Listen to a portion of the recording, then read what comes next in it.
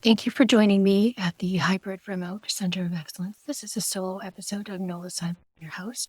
Today, I'm going to talk about what it's like to face a return to office mandate. And whether you are an employee, whether you're a leader, whether you're a manager, all of you are employees, even senior executives, including the CEO. The decisions that are made about return to office affect all employees. And that's really something that you really have to factor in. Everybody has an opinion and everybody's entitled to feel how they feel about the reality of returning to an office, whether it's 3 days a week, 2 days a week, or whatever you've decided. I spent 10 years. I started in 2012. We started with a one-day pilot and we lost it completely in 2013. And then gradually we added 1 day a week. It took me 6 years to achieve a 4-day-a-week schedule. And that's a lot of effort and MacGyvering to make things work. And as I said, we lost it completely. I went from 5 days in 2012 to 0 because we didn't really have the infrastructure, the technology to support it to the satisfaction of the management at the time. And that was hard. I know what it feels. I know better than anybody how that feels because everybody else only had 1 day a week. I had a medical exception because I had broken my foot. So I went from 5 days to 0. And it was hard because the reason I campaigned hard for work from home is because I had little kids and I didn't have a lot of family support. And being in the office meant that I would get my kids ready in the morning. I would race them to school. I would race to work. Often I would be late because there's just a reality of how much time there is between drop-off at school and the start time. And then I would work all day and then race home, and I'd be lucky if I saw those kids more than an hour a day. And that was when they were little and didn't have a whole lot of homework. I knew that if I didn't do something then, that when the kids got older and they wanted to do activities, they wanted to have help with homework, it would be really tough. And I started advocating way before I expected I was going to need it. And when we lost it, that was emotional because there's frustration, there's anger. You put a lot of work into something that you could make work if they would just give you time and support. And you feel like you're taking 2 steps forward and 3 steps back, and there's just frustration. It affects your money, it affects your time, it affects your family relations, it affects your health. Geographically, I'm located 45 minutes north of Toronto, and with traffic, it was taking 2 hours each way. I never moved. It was just the volume of traffic that changed. And I understand better than anyone what it's like to face a return to office mandate. But I want to talk about how it was an opportunity that I'm grateful that I had, because now I'm in a position where my personal story is really powerful to help other people imagine the possibilities of what could be. Often you don't have a choice but to accept the return to office. I pushed it far because of my medical exception that they took away my client list, and I think the next step was termination. I don't recommend that you push it as far as I did because that was stressful in itself. But I do want you to consider the emotions that surround a return to office, because if you can name the emotion, you can label it, and you can understand how that's connected probably to other realities in your life, then you take away the power of the emotion. You may want to do this with your manager. You may want to do this with a friend, a family member, whoever you trust to talk you through things. You might decide that you need to do it yourself. Personally, I need to process that type of thing myself. Meditation helps. Back then I wasn't meditating. I suffered a lot. Journaling helps. It's really how you get in touch with and name the emotions that you're feeling. And can you feel where it is in your body? Because a lot of times I could identify anger, but I couldn't necessarily identify why I was feeling angry. A lot of times I've noticed lately, if I get angry, it a lot of times collects in my throat. And I feel like there's a gap where my voice box is because honestly, I feel that I'm not being seen or heard, not being listened to. And that makes me angry because I'm not getting the insight and the contribution into what's affecting me. That's an example. Everybody's going to be different and everybody's going to experience different emotions for different reasons. It's a really personal effort. It's a really personal thing you have to work through. There was a podcast that I did earlier, and I'll link it in the show notes, which is Emotions at Work. The interview was with Phil Wilcox, and he's an expert in dealing with emotions at work. He's a human lie detector, I believe that. And when we were having this conversation about meditation and whatnot, not everybody can access meditation. Not everybody can really identify why they're angry. But a lot of times if they can identify, like even where it is in their body, that's a step, because it's how you process your emotions. If you haven't listened to that podcast, I would recommend that you listen to it, because it is really important to address those emotions. Now, why is that important? If you can name and label those emotions, you take away the power of the emotions, and it gets you closer to being able to negotiate for what it is you want. Yeah, again, you may not be able to negotiate the number of day requirement, but you might be able to negotiate when you go in. Do you have the choice of which days you can go in? Do you have the ability to change that from week to week? Do you not? Can you negotiate time? Can you integrate these requirements into your life? Depending on where you live, you might want to take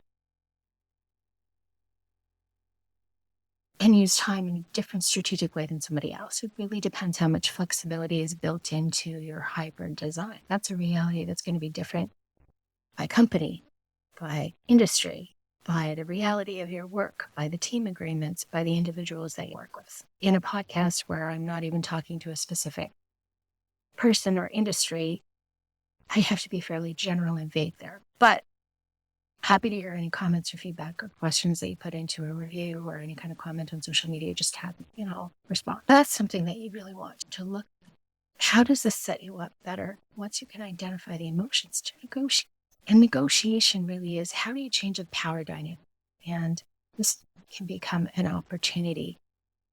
Management needs people to comply, because again, this is a once in a lifetime experiment when the majority of the company was all of a sudden working remotely in 2020 because of the pandemic. It wasn't necessarily planned. It was motivated by fear. And we had to do that because, people were dying. And now we're at a point where it's safer. It's obviously not completely over, but we are now at the point where we can create with intention and figure out what experience we want our people to have. And this is where, as an individual, and again, leaders, managers, executives are all individual employees, as well as being a significant part of the hierarchy, you have an opportunity to figure out where you're positioning yourself for the future, where the company is going with the policy, and what this is going to look like, not even just right now, but 5 years from now, 10 years from now, what the reality is in terms of what skills are needed. And this is going to be impacted by future trends. A lot of companies are not applying foresight or looking at future risks or trends. How does the work change if there's AI involved? How does the office change in the face of climate migration, climate change, demographic change? All of these things are really going to be set up for the future to really impact how we work in the future of work. And that's something to really consider. If you look at the top skills for the future of work, you have an opportunity to really become an expert in terms of critical thinking, building community, building empathy, demonstrating compassion, acting and coaching in a way that really personalizes experience for employees. And negotiation is a significant skill within all of that as well, too. This is where you've got an opportunity. Organizations are telling us that we need to come back to the office because it's better for innovation and collaboration. Now, that's debatable. I'm not sure that I believe it. I think that there's a perception that that's true. And in my personal opinion, innovation and collaboration can happen, but it needs to be more intentional if we're doing it remotely, and it needs to be more thoughtful. And there's a perception that that's more work. It's honestly just the way I am, and I work that way very well. But a lot of times where the The breakdown is in the connections between the people and the different skill levels that people have to operate outside of the office because they haven't necessarily built up that technology use to the point where they feel comfortable. They haven't learned how to identify emotions in other people and be able to strategically work with that on the phone, over the internet, on Zoom calls, team calls, whatever it is. They haven't been able to build up those skills to allow them to interact with a collaborative document or project management software to the point where that can replace an in-person interaction. A lot of the times, the opportunity that exists with hybrid is that you can level the playing for people and meet them where they are and then bring them along for the future as well. That's a reality of return to office. So once you've dealt with emotions, now you can start to deal with, you've got a constraint. The best innovations have constraints. Typically, it happens to be money. In this particular case, it can be time.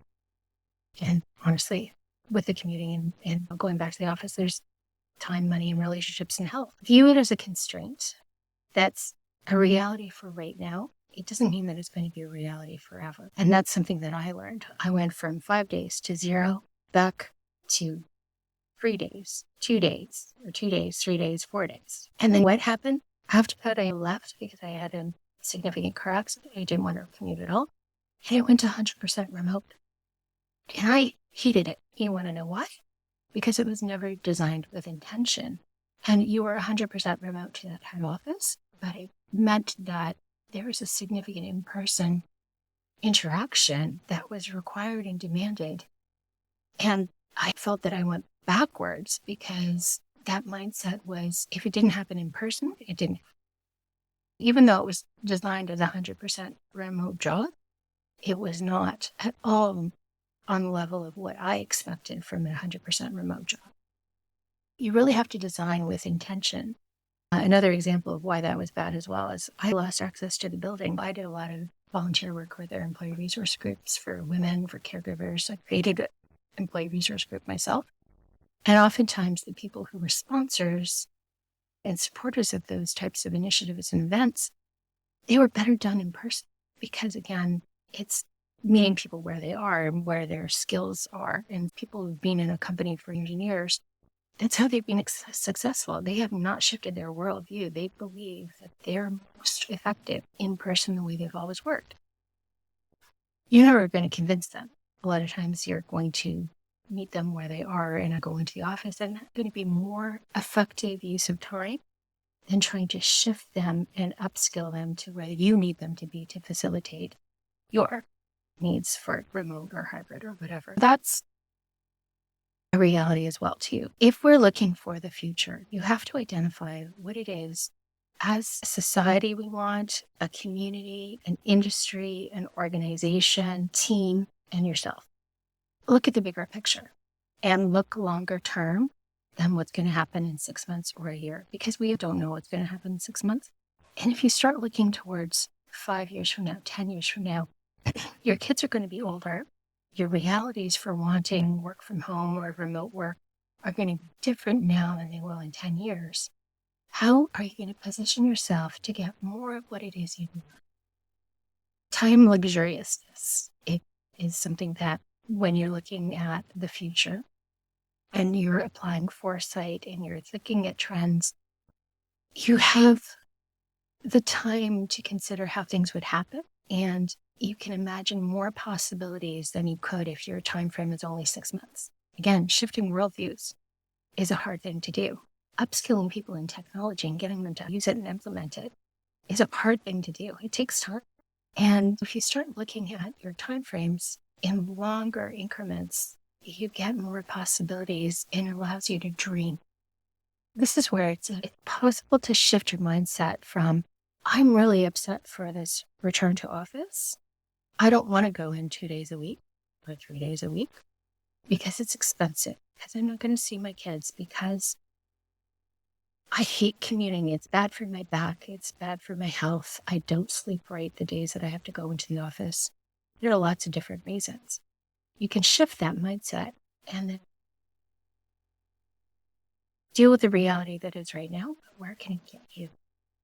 If you're complying with what management wants, you're going to stand out. Because what's different now than it was for me when I was doing work from home is the sheer numbers of people who want remote and hybrid. For me, I was like the only person who was working 5 days a week. There was nobody else. I was an exception. A one person with an exception, that's a really easy person to replace. You got 200,000 people all want remote and hybrid. That expectation, they're not all easy to replace. Something's got to give. That's where the opportunity is. Comply right now and then set up your opportunities and proactively, strategically set yourself up to be irreplaceable. You are the expert in how policy works. You're the expert in how to tell the story. People whose stories are really powerful that can help persuade other people to do things differently. All kinds of different ways that you could set yourself up to be irreplaceable. Technology, you can teach it. You can train it. You are the person that people call when things go wrong because you know how to fix things. That's shifting the power dynamic. Again, this comes back to that negotiation. Is how can you shift the power dynamic? How can you shift the reality to be more of what it is you want? And you might have to sacrifice right now, but it is something that sets up your future. If I had not done what I did 10 years ago, I would not be a hybrid remote futurist, right? That's the point that I'm getting to. It's a temporary set. And sure, you may choose to make different decisions. I really advocate for transparency and clarity in terms of what it is you want, what it is you can tolerate, to talk to people about how you get there and get them on your side. That's going to be what gets you through, is that communication stream, that clarity, that transparency of what you're trying to achieve. I understand that this could be a controversial topic for a lot of people, but I would, again, caution you to be very careful about how you comply with a mandate like this, because when an organization is coming out with a mandate, there are going to be exceptions involved. Hopefully there's clarity on how those exceptions will be approved. Those exceptions are going to be very far and few between. And again, you're going to strategically stand out, making it work. And that's an excellent place to be for the future, because you're going to be trusted. Anyways, that's my perspective. Always interested to hear what people think, and hopefully talk soon. Bye.